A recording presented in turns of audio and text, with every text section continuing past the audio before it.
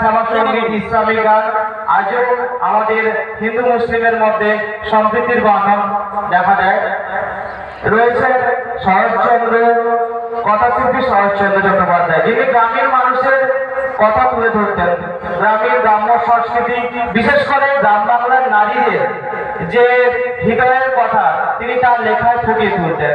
এভাবে বাঙালির মনীষীরা কিন্তু আমাদের এই যে বাংলা সংস্কৃতিকে আমাদের আধুনিক পর্যায়ে নিয়ে এসেছেন। আমরা আধুনিক পর্যায়ে এসে তারপরে আমরা কি দেখতে পেলাম, আমরা কিন্তু সেই যে শেকড়, যেটা আমাদের সংস্কৃতি, সেই শেকড়ে তার কিন্তু আমরা ভুলতে বসেছি।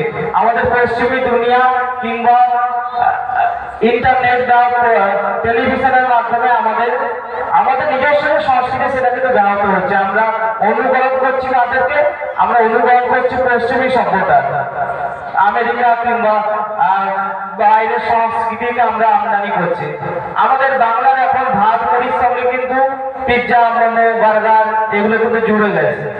তারপরে আমাদের যে পুজো পার্বণ আগে হতো, কিন্তু তার মধ্যে যে সহমর্মিতা, মানুষের মেলবন্ধন এবং যোগাযোগ ছিল, তার থেকে এখন কিন্তু বেশি থিমের প্রাচুর্য দেখা যাচ্ছে এবং একটা কম্পিটিশন দেখা যাচ্ছে। এবং আমাদের পোশাকেও যেমন দেখতে পাই, আগে ধুতি বা কিংবা শাড়ির একটা বাঙালিদের একটা পোশাক পরিচ্ছন্ন ছিল, সেটা কিন্তু পরিবর্তন হয়ে জিন্স বা বিভিন্ন আধুনিক আমরা পোশাক কিন্তু পরছি। আমরা আস্তে আস্তে আমাদের যে শেকড়, যে টান, যেটা আমরা আমাদের সংস্কৃতি, আমাদের পরিচয় দেয়, সেগুলোকে কিন্তু আমরা হাতে বসছি। এবারে সংস্কৃতি কিন্তু ধরে রাখা যাবে না। সংস্কৃতি তার কালের নিয়মে নদীর মতো সময়ের সাথে সাথে কিন্তু পরিবর্তিত হবে। কিন্তু আমাদের যে জাতিসত্তা, আমাদের সংস্কৃতিকে কিন্তু ভুললে চলবে না। আমরা আধুনিক হব, আমরা অবশ্যই প্রযুক্তিকে সঙ্গ করে নেব, কিন্তু আমাদের যে ভিত্তি, আমাদের যে মূল, তাকে পরিবর্তন করে দেওয়া। আমরা তার সঙ্গে নতুন প্রযুক্তিকে মেলবন্ধন করে কিন্তু আমরা এগিয়ে চলতে হবে। সেই জন্য আমাদের মতো স্বেচ্ছাসেবী সংগঠন আমরা সারা বছর ধরে বিভিন্ন সামাজিক কাজকর্ম পাশাপাশি কিন্তু সংস্কৃতির চর্চা করে চলেছি। আমরা যেমন রবীন্দ্র উৎসব থেকে শুরু করে মনীষীদের জীবনী, মনীষীদের আমাদের জন্মদিন পালন করি। তার সঙ্গে সঙ্গে ক্যারব খেজুরি যেমন মাটির মেলা করলো, যারা কেউ সবসময় সংস্কৃতির চর্চায় অবদান রাখে এবং চর্চা করে।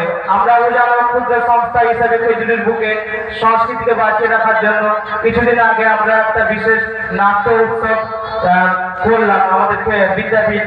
এছাড়াও আমাদের বৈশাখী উৎসব হয়, বাঙালিয়ানাকে তুলে দেওয়ার জন্য পয়লা বৈশাখ প্রতি বছর আমরা করি।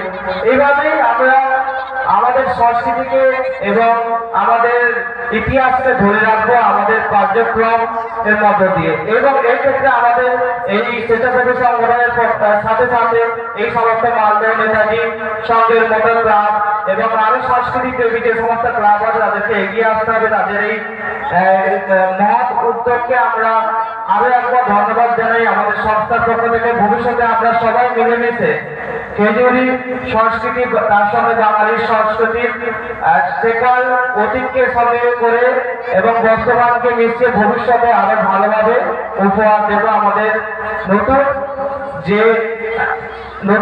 আমাদের যে প্রজন্ম আসছে তাদের হাতে। এই বলে আমার এই ক্ষুদ্র বক্তব্য শেষ করছি।